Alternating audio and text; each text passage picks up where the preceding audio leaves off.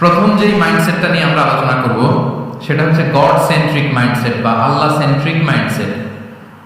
অর্থাৎ রাসূল সাল্লাল্লাহু আলাইহি ওয়াসাল্লাম যে কোনো কাজে তিনি আল্লাহ তাআলাকে ফিল করতেন, আল্লাহ তাআলাকে তিনি অনুভব করতেন, ফিল করতেন।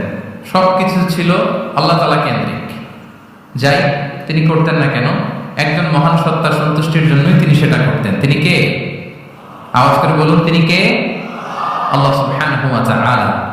তার সন্তুষ্টির জন্যই তিনি সবকিছু করতেন এবং সবসময় তিনি এটা ফিল করতেন যে আমার আসল ভরসা স্থল হচ্ছে আল্লাহ তাআলা। আসল ভরসা স্থল কে? আল্লাহ তাআলা। এবং আল্লাহকেই তিনি ওনার নিজের অভিভাবক হিসেবে সবসময় চিন্তা করতেন। এবং তার দয়ার পরশেই যে আমরা বেঁচে আছি, তিনি যে আমাকে আগলে রেখেছেন, সার্বক্ষণিক এটাকে মনের মধ্যে ধারণ করা, সবসময় এই চিন্তাটার ভেতরে লালন করা, এটাকেই বলে গড সেন্ট্রিক মাইন্ডসেট বা আল্লাহ সেন্ট্রিক মাইন্ডসেট।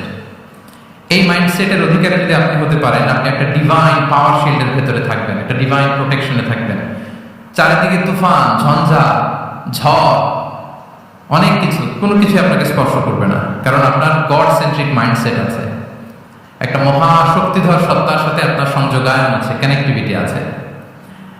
সো প্রথম মাইন্ডসেটটা হচ্ছে গড সেন্ট্রিক মাইন্ডসেট।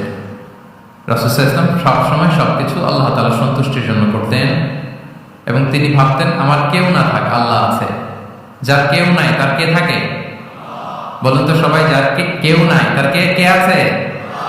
আল্লাহ আছে। এটাই হচ্ছে গড সেন্ট্রিক মাইন্ডসেট। আসুন আমরা সিরাতের ভেতরে ঢুকে যাই, যেটা আমরা বলেছি থ্রু দ্য লেন্স অফ সিরাত। সিরাতের পরতে পরতে, সুন্নাহর পরতে পরতে আমরা দেখবো যে তিনি গড সেন্ট্রিক মাইন্ডসেটের অধিকারী ছিলেন কিনা।